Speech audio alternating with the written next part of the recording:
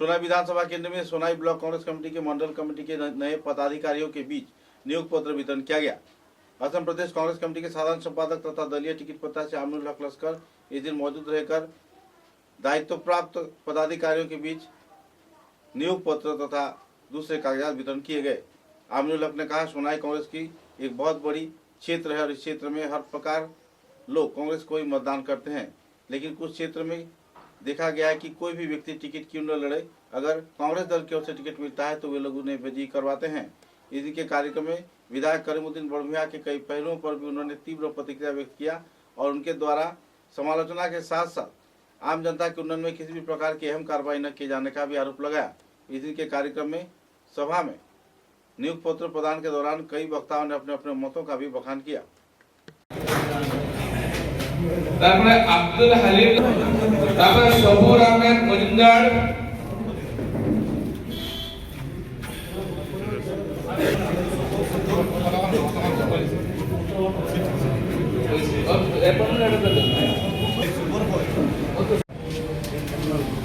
বক্তার Hossain Laskar,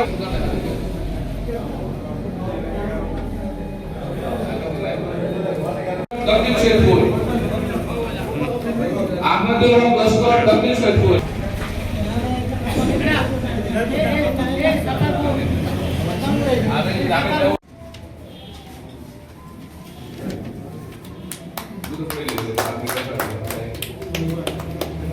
Shafiquddin Laskar, Mostak Ahmed Majumdar, ward number Nasir Uddin Majumdar, দক্ষিণ শেরপুর,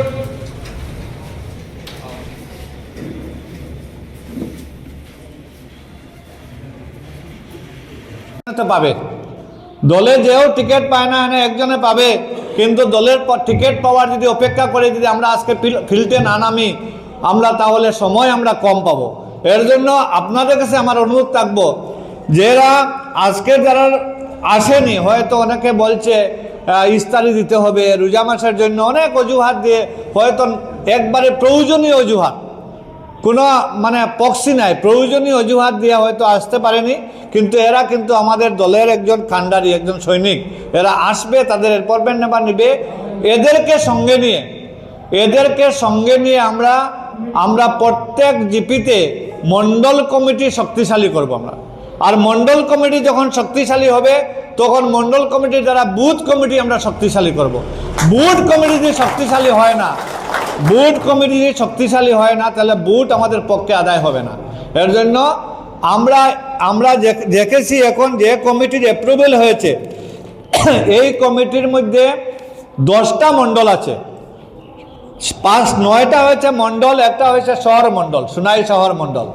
10টা মণ্ডলের মধ্যে একটা মণ্ডলের মধ্যে ন্যূনতম 15 জন করে সদস্য আছেন ব্লক কংগ্রেস কমিটিতে।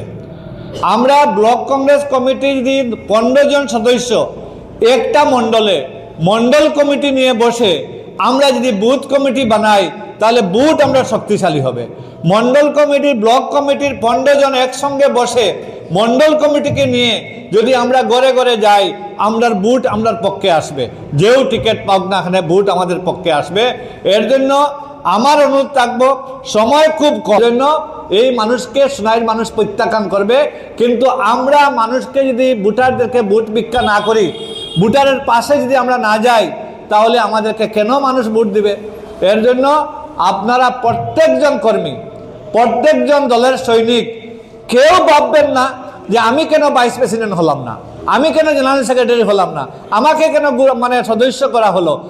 আপনি সদস্য মানে আপনি সবচেয়ে উপযুক্ত, আপনি সবচেয়ে উপযুক্ত, কারণ সদস্যর প্রমোশন হয়, সদস্য একদিন জেনারেল সেক্রেটারি হবে, ভাইস প্রেসিডেন্ট হবে, কিন্তু এই আশা